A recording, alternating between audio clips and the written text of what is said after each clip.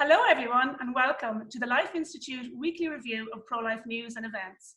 Now, as you know, this week we had some really good news, a pro-life win in the Assembly in Northern Ireland, which voted to protect the right to life of people with disabilities and also to reject the regulations which have been imposed on the North by Westminster.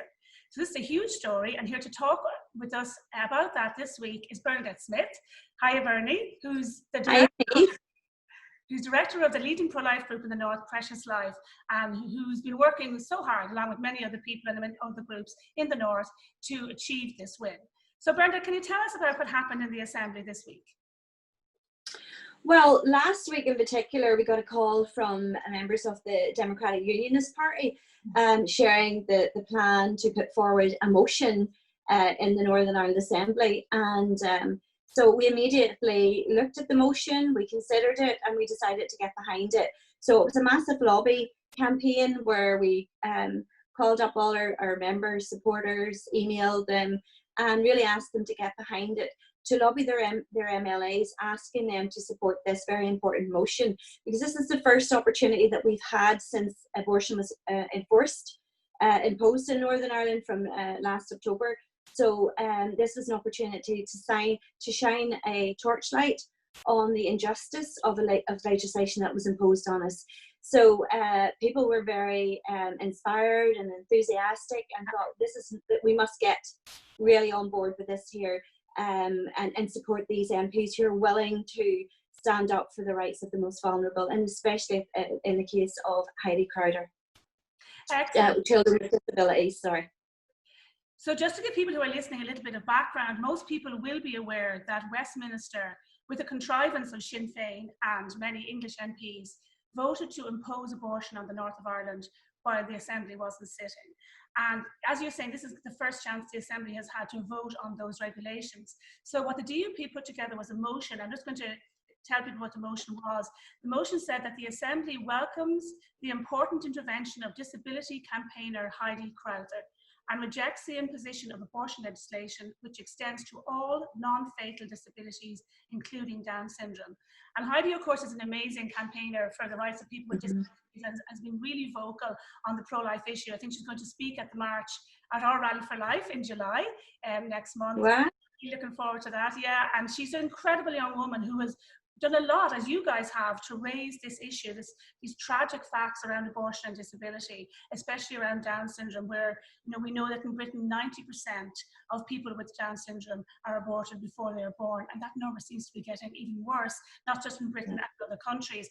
And of course, we know that Sinn Féin down here in the Republic voted against amendments that were put forward to the abortion legislation that was drawn up by Simon Harris. Those amendments sought to outlaw abortion on disability grounds, and Sinn Féin voted against those amendments here. And it was curious, I think, wasn't it, Bernadette, to see in the North Sinn Féin tying themselves up in knots, trying to speak out of both sides of their mouths, voting against the DUP's motion, which was supported, of course, by many SDLP members as well, and passed the Assembly 46-40, which was amazing. But to see Sinn Féin trying to tie themselves up in knots, trying to, on the one hand, I would imagine, looking at the polls which show strong pro-life support in the North of Ireland, trying to say, bring back some of those voters after their betrayal of pro-life voters in regards to the Westminster vote, but then also trying to keep strident abortion campaigners on side who were attacking them on force on social media platforms like Twitter. Yeah, it was very clear that they wanted it both ways. I think they very much exposed themselves by putting forward this counter amendment and then arguing in Stormont during the debate that they were in favour of the regulations. So I think obviously it really made them look bad, and the fact that the anti-life pro-abortion movement were really outraged at the behaviour of Sinn Féin, and it was during the debate it was said very clearly that Sinn Féin were speaking with a forked tongue. So I mean, hypocrites, disingenuous, word comes to mind, the sense that this was a disingenuous act at that time, an amendment which clearly didn't win, and I think most people have seen it for what it was. But they did highlight the fact that children with disabilities, children with Down syndrome should have the right to life, but yet when they went to Westminster, they asked for the most extreme abortion legislation in the whole of Europe, allowing abortion up to birth. So, you know, as I said, this amendment, that was a victory. You know, we need to see victories, small victories, big victories. We're all working towards repealing Section 9 of the Northern Ireland Formation Bill, and I think this is the step in the right direction. So we're, you know, we congratulate the DUP for doing this, and next week I think there's going to be a further debate in Westminster. Yesterday there was a number of this whole amendment victory was mentioned at Westminster, clearly saying that we should have rights to the legislation in Northern Ireland. It's a devolved issue. Our assembly's up and running now, so we should be making decisions and debating and changing laws and regulating laws in Stormont as opposed to Westminster. So we look forward to Monday. There's another debate, I believe, on Monday regarding these extreme regulations. Excellent. And I know that a lot of the SDLP voted with the DUP to support this motion. And I think whatever Sinn Féin say, whatever knots they try to tie themselves up in, it's very clear to people that they went into the Assembly and they voted down a motion to protect the right to life of people with disabilities. In the case of abortion right up to birth, they voted against that motion. And they also, of course, voted against the motion, and they've been quite open about this in the last year, which opposed the imposition of abortion regulations by Westminster. And it's extraordinary, isn't it, to see the party which talks about United Ireland, the party which talks about the right to sovereignty, you know, asking Westminster to impose abortion. North. And I think it definitely had an effect on Sinn Féin in the last election in the North. And something they're worried about, and that's why they're speaking out of both sides of their mouths. But you talked really about small victories and about, you know, doing what we can as a movement. And I think certainly for you guys, and I know the DUP, I saw Paul Given also in the Assembly talk about this. He was saying the long-term goal, of course, is to repeal. And the long-term goal is to overturn the abortion regulations that have been imposed on the North, because you have a pro-life culture, because that's what most people requested when the Northern Ireland held a public consultation. Yes. A bit more about that.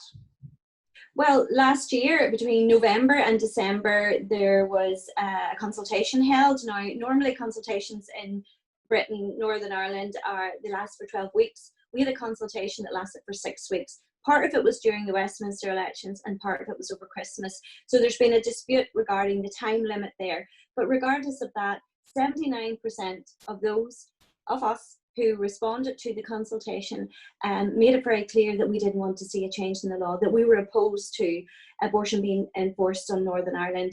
So that was tremendous. That message went out to the Northern Ireland office, it went out to Westminster, and it gave us a platform and an opportunity to speak, to clearly outline that the decision from Westminster was not in our name, and that we were opposed to any change in the law, and we made it very clear that any debate or any decisions regarding abortion and the right to life should be made at the Northern Ireland Assembly. So it was a tremendous, again, that was a victory in itself, because that gave us the chance, since the March for Their Lives that was held in September, where we've seen 20,000 people, over 20,000 people come out and make their views known. So following that, then people got behind this consultation, and it was a very amazing, it was an amazing outcome, that to see that even the government had to clearly make that public, that 79% were opposed to any change in the law.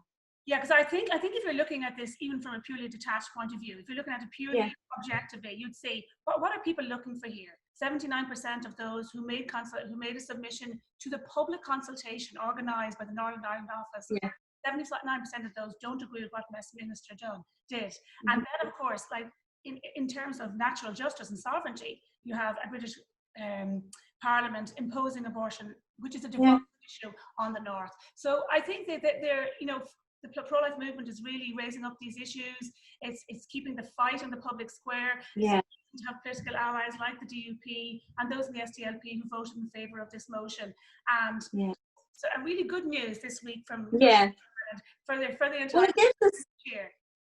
Yeah, well, it's given us we're building this momentum. It's really given the pro-life movement, it's really fired us up, because we're talking nearly 6 months, beyond 7 months since they passed legislation, beyond that, and we're at a stage where we have to see light in the tunnel. We have to see that our efforts and our lobby is making a difference, and I'm in loads of WhatsApp groups and different social media platforms, and everybody is really buzzing at this time that this happened. And we'll just keep going on until we see the repeal. It may take some time, but every victory, small victory, is a victory, and it's something to build on and keep going and keep trying to save as many lives day to day, but at the same time, ultimately to repeal Section 9 and restore personhood to all unborn children in Northern Ireland. Excellent. Listen, Barry, thank you very much, and thanks for joining us and sharing that good news with us this week.